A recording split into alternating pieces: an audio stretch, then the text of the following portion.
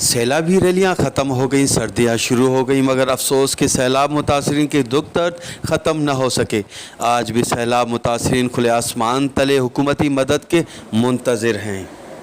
मां सम्झां थो ॿोॾि मुतासिर सां जेका सिंध गवर्नमेंट जुठ कई आहे, हिन महिल ताईं बाईपासनि ते दरपदर आहिनि, दरगाहनि ते दरपदर आहिनि।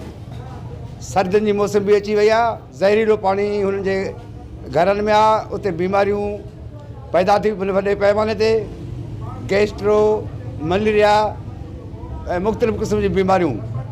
तक जो MP जेको आहे पंहिंजे इलाइक़े जो अच्छे कार जो मालिक आहे, उहो बादशाह ऐं जेको राशन बि अचे थो ऐं ॿिया जेके रिलीफ अचनि था, सभु पंहिंजे मनपसंदि माण्हुनि खे ॾिना था वञनि। 3 महीननि खां 4 महीना तक़रीबन थी विया आहिनि, पर अफ़सोस सां चवणो थो पवे त हिनमहिल ताईं जेको आहे त ॿोॾि मुतासिर बेर यारो मददगार जेको आहे त बाईपासनि ते शदात को ॾे ऐं ॻोठ जे मुख़्तलिफ़ हंधनि ते वेठा आहिनि, पर हिनमहिल ताईं हुननि खे जेको आहे त घरनि में पाणी बीठल आहे 2 फुट खां 5 फुट 3 फुटनि ताईं, उहो पाणी नथो निकाल कयो वञे तो पंहिंजे घर वञनि। पर अफ़सोस सां चवणो थो पवे सिंध गवर्नमेंट नाले का शइ आहे ई कोन्हे का।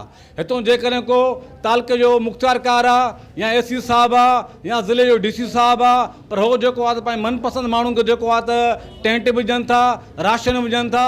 हितां जो मुख़्तियारकार हुजे, AC हुजे या कमिश्नर हुजे, उहो MP जेको चाहींदो उनखे जेको आहे त राशन ॾियनि था, उन चिठी थी अचे। अफ़सोस सां चवणो थो पवे जेके हक़ीक़ी जेके ॿुधियल आहिनि, जेके ॿोॾि मुतासिर आहिनि, हिन महिल त उन्हनि खे कुझु न मिलियो आहे 3 महीननि ताईं। असीं आला इदारनि खां, सुप्रीम कोर्ट ऑफ पाकिस्तान खां इहो मुतालबो था कयूं त खुदारा जेकी एॾी वॾी तबाही थी आहे बरसाती ॿोॾि में, जेके माण्हू जा घर ख़ानदान तबाह बर्बाद थी विया आहिनि, उन्हनि जी मदद कई वञे। असां सां मदद का बि न कई वई आहे। असांजे घरनि में हिन महिल ताईं पाणी आहे, माण्हू कई निकिरी वीचारा रोडनि ते पिया आहिनि, के किथे हाणे मज़दूरियुनि ते माण्हू निकिरनि, पर मज़दूरी बि कनि छा हिन महिल ताईं। हुकूमत सिंध जे तरफ़ां कुझु बि असांखे नथो हासिलु थी सघे।